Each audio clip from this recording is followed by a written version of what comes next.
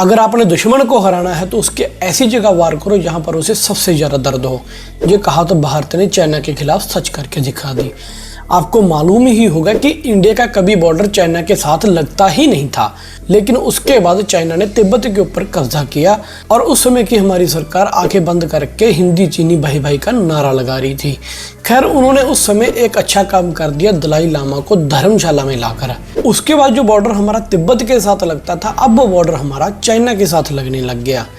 इसी सब के चलते चाइना अरुणाचल और लेह लद्दाख के एरिया के ऊपर अपना क्लेम करता है कि वो तिब्बत का ही हिस्सा है। अब इसी सब के बीच एक बड़ा अपडेट आया है। दरअसल अरुणाचल में एक ऐसी 14,000 फीट की पहाड़ी है जिस पर आज तक कोई चढ़ नहीं सका, और हैरानी की बात यह है कि उस पहाड़ी का आज तक कोई नाम भी नहीं था। लेकिन रिसेंटली न्यूज़ ये है कि हमारी इंडिया की एक टीम उस पहाड़ी में चढ़ने में कामयाब हो गई। जैसे ही हमारी टीम पहाड़ी पर चढ़ी तो उन्होंने उसका नाम भी रख दिया। नाम रखा तिब्बत के छठे दलाई लामा के नाम के ऊपर, जो तकरीबन 1700 ईस्वी के आसपास तिब्बत के दलाई लामा रहे। अब इस बड़े स्टेप से इंडिया ने अरुणाचल प्रदेश को तो सेफ कर ही लिया, बकायदा तिब्बत के बड़े हिस्से के ऊपर दावा ठोक दिया, क्योंकि उस पहाड़ी का एक बड़ा हिस्सा तिब्बत, जो कि आज चाइना बन गया, उसके एरिया में भी आता है। ऐसे ही ठीक इंडिया ने लद्दाख के फिंगर्स एरिया में किया है। इंडिया और चाइना की डिसएंगेजमेंट होनी शुरू हो गई है। चाइना वहां से पीछे हटना शुरू हो गया है। हालांकि इस सब बात को लेकर चाइना में बड़ी ही चिड़ मची हुई है। वहां के सोशल मीडिया में ये बवाल उठ गया है कि आखिर भारत ने कदम उठाया तो उठाया कैसे। सबसे बड़ी बात है यूरोपियन मीडिया की। यूरोपियन मीडिया इस मसले में भारत का कभी साथ नहीं देता, लेकिन आज वो आर्टिकल छाप रहे हैं, भारत की इस न्यूज़ को ज़्यादा से ज़्यादा फैला रहे हैं, और इस सब के पीछे है यूएसए का हाथ।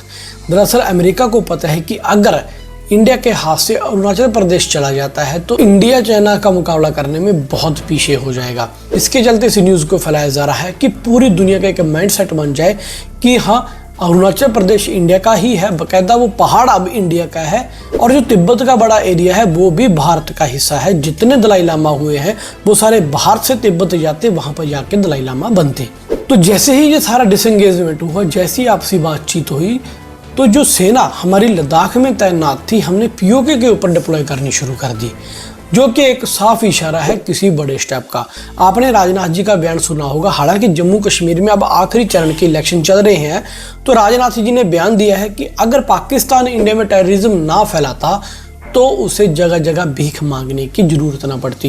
ये बड़ा ही एक डिप्लोमेटिक स्टेप है दोस्तों, क्योंकि आजकल के जो युद्ध रह गए हैं वो रह गए हैं इंफॉर्मेशन वॉरफेयर के। राजनाथ जी का ये बयान पाकिस्तान की जनता में खलबली जरूर मचाएगा कि हाँ, हमारी सरकार ने टेररिज्म फैलाया है, हमारी सरकार ने भारत के साथ रिश्ते खराब किए हैं, जिसके चलते हमें कभी IMF से लोन लेना पड़ रहा है, कभी सऊदी अरेबिया से लोन लेना पड़ रहा है। यूरोप तो धक्के मार मार के बेइज्जती कर करके इनको लोन दे रहा है। IMF ने अभी $7 बिलियन का एक लोन पाकिस्तान के लिए पास किया है, जिसकी एक शर्त है कि इतने मोटे टैक्सेस पाकिस्तान की जनता के ऊपर लगाए जाएंगे ताकि पाकिस्तान IMF का वो लोन चुका दे। हालांकि अभी के लिए उनको लगता होगा कि लोन लेकर उनकी जो इकोनॉमी है थोड़ी ठीक हो जाएगी, लेकिन लॉन्ग टर्म में इसका असर और भी बुरा होगा। इसी बातों का जिक्र करते हुए राजनाथ जी ने पीओके के लोगों को इशारा किया है कि अब आप खुद स्टेप लीजिए, भारत में शामिल होइए। कहता उनके कानूनन डॉक्यूमेंट्स भी बनाने की न्यूज़ सामने आ रही है कि वहाँ पे उनके डॉक्यूमेंट्स परफॉर्मेंस बन रहे हैं। जो लोग भारत में शामिल होना चाहते हैं, जो लोग कहते हैं कि हाँ, पीओके को अब भारत में शामिल कर लेना चाहिए।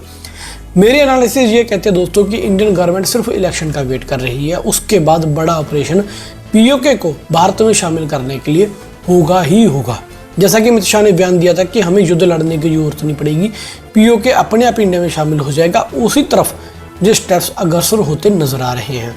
खैर, ये चीज़ें आने वाले समय में मालूम चलेंगी कि हमारी जियोपॉलिटिक्स इस मसले में कहाँ तक पहुँचती है। आपका इस सब के बारे में क्या कहना है, और आगे किस टॉपिक के ऊपर वीडियो चाहते हो जिसके ऊपर आपको नॉलेज चाहिए, तो प्लीज़ वो भी कमेंट सेक्शन में बता देना। कोई क्वेश्चन है वो भी कमेंट सेक्शन में बता देना।